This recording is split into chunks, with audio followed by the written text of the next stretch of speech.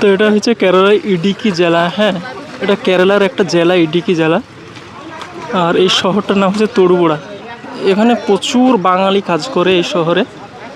আর সবাই সারাদিন কাজ করার পর কিন্তু এই নদীতে গোসল করতে আসে সবাই। দেখো কত মানুষজন এখানে গোসল করতে এসেছে। শরীরের অবস্থা দেখতেই পাচ্ছ, একদম ধুলো বালি সিমেন্টে একদম অবস্থা খারাপ হয়ে গেছে, একদম গাধার মতো। তার জন্য আজকে আমরা নদীতে চলে এসেছি গোসল করতে। সবাই কাজ করে কিন্তু এই নদীতে গোসল করে, বুঝলা।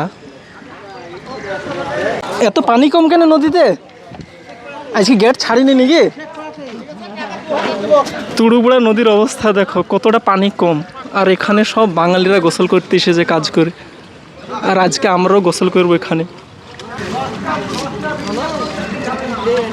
এখান থেকে 4-5 কিলোমিটার দূরে কিন্তু পানির গেট আছে, সেখানে মানে আজকে গেট ছাড়েনি, ওর জন্য পানিটা খুব কম। আর আমি কিন্তু কোনোদিন নদীতে গোসল করতে আসি না, কারণ রুমে গোসল করি, যেহেতু শরীরটা অনেক খারাপ হয়ে গিয়েছে ড্রেস ফ্রেস কাজ করে সারাদিন, ওর জন্য আজকে এলাম। আর এই নদীর ধারে দেখো কত বড় বড় বিল্ডিং একদম গড়ে উঠেছে। আর ওই যে দূরের ব্রিজটা দেখতে পাচ্ছ, ওটা হচ্ছে তুরুপুড়া ব্রিজ।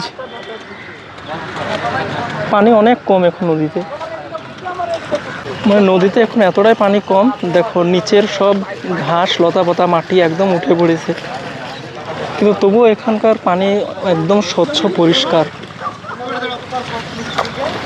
আর দেখো এখানে সবাই কাপড় কাচছে, গোসল করছে। আরও অনেক বাঙালি আসছে এখানে গোসল করতে। এক কথা এটা বাঙালিদের পুকুর, বুঝলা। সব বাঙালিরা এখানে গোসল করে।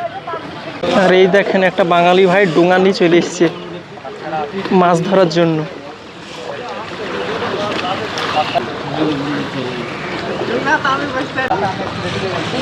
দেখতেই পাচ্ছ, দেখো মাছ ধরার জন্য চলে গেলো। একটা প্লাস্টিকের ড্রাম ডোঙা তৈরি করেছে। এই নদীতে কিন্তু প্রচুর মাছ আছে। আর এই যে নদীর পাশে এটা হচ্ছে মসজিদ, জুম্মা মসজিদ, ছোট্ট একটা মসজিদ।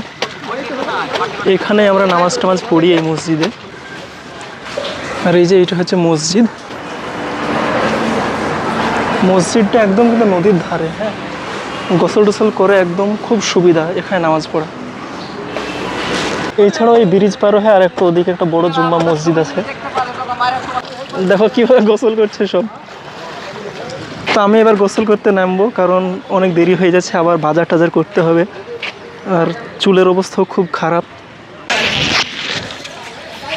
দেখতেই পাচ্ছ শরীরের অবস্থা কত খারাপ আমাদের। আমরা এখানে গোসল করবো, করে তারপর আমরা ফ্রেশ হয়ে যাব। এর আগে তো অনেক পানি ছিল নদীতে, এখন পানি নাই কেন?